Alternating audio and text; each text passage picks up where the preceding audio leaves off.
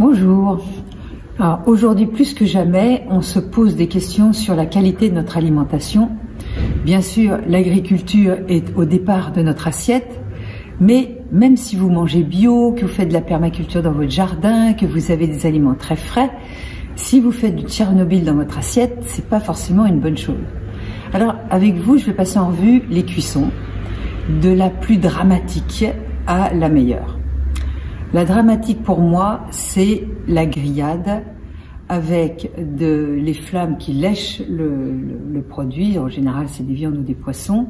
Et on le sait, déjà depuis 1985, j'avais annoncé lors d'un colloque que des médecins nous ont démontré que non seulement il y avait des goudrons qui s'appellent des méthylcholantrènes et des benzopyrènes, qui sont des molécules extrêmement toxiques qui attaquent vos muqueuses digestives. Ça maintenant, c'est publié, même si c'est pas publié dans ce fameux journal qui a eu des problèmes, c'est publié sur PubMed, etc.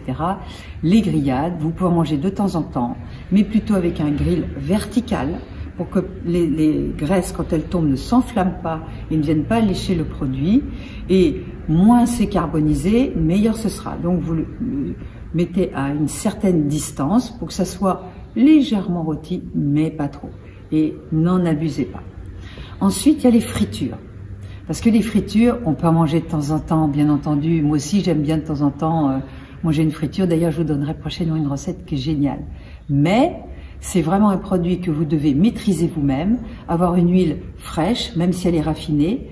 Ne réutilisez jamais votre huile quand vous avez fait une friture, vous la jetez, j'en suis désolée, parce que à partir de certains degrés, ça dépend des huiles, hein, leur point de fumée est plus ou moins élevé, eh bien elles se désagrègent et créent des molécules toxiques qu'on appelle les acroléines.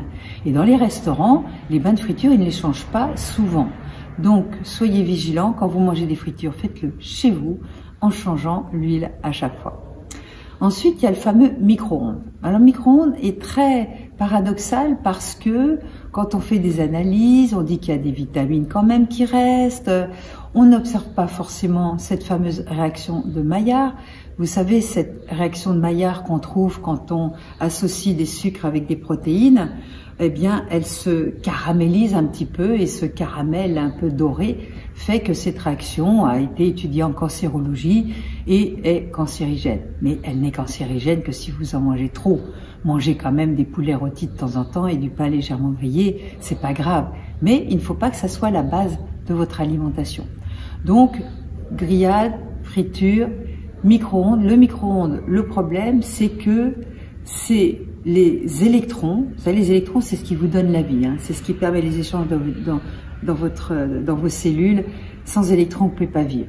Eh bien, les électrons de vos produits sont captés et ça les super oxyde. Donc, vous mangez des aliments oxydés. Je ne vais même pas parler de la polarité parce qu'il y en a qui disent oui et d'autres qui disent non. Donc, tant que c'est pas encore vraiment établi, on va dire que ça n'est pas scientifiquement admis, sauf que quand même, un Autrichien dans les années 80 également avait pris une proline et cette L-proline était devenue une D-proline qui était un neurotoxique. Donc, ça mis à part, comme ça n'a pas été randomisé, scientifique, etc., on ne va pas s'étendre là-dessus. Alors, la cuisson à l'eau, elle est très intéressante pour faire des bouillons, pour avoir des infusions, des bouillons de mijotage. On les utilise d'ailleurs dans notre cuisine en 2 temps.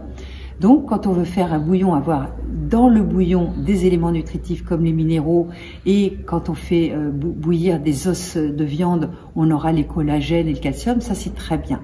Mais les légumes qui auront cuit dans le bouillon, eux, on ne les mange pas. D'accord? Alors, qu'est-ce qui va rester?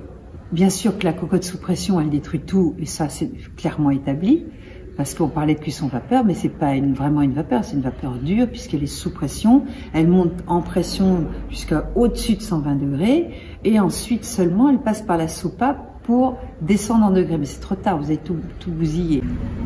Alors pour la vapeur, bien sûr, il y a les fours vapeur.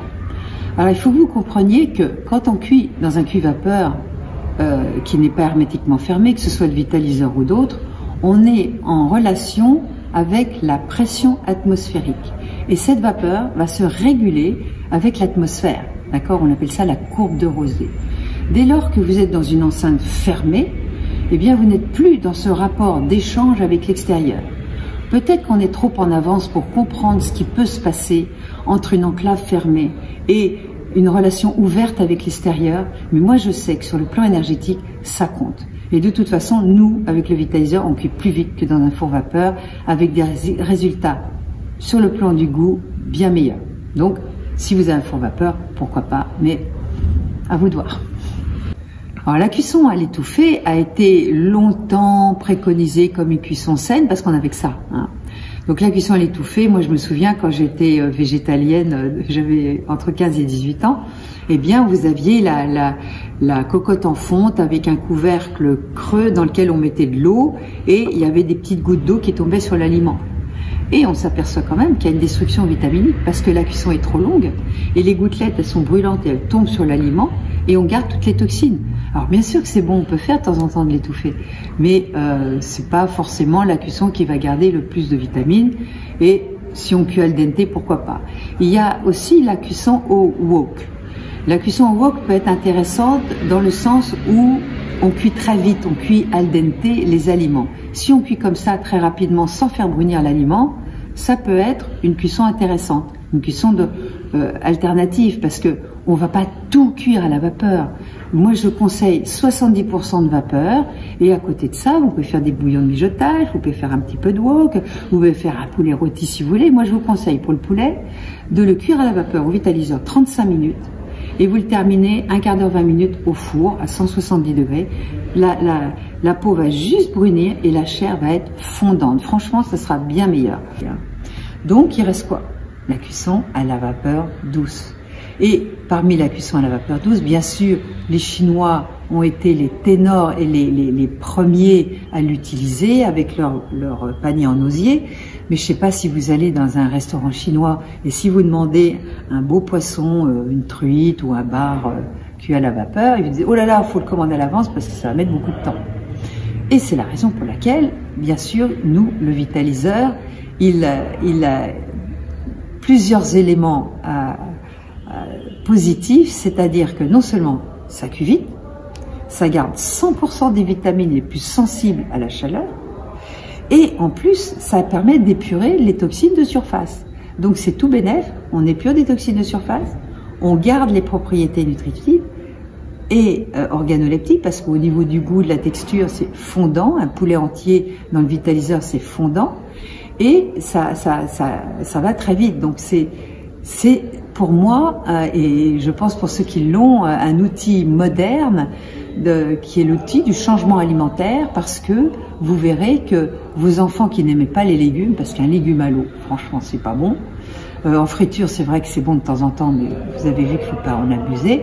Eh bien, vous verrez que vos enfants vont commencer à aimer les légumes quand vous allez les cuire dans le vitaliseur. Voilà, espérons avoir répondu à toutes vos questions. Je vous dis à très bientôt.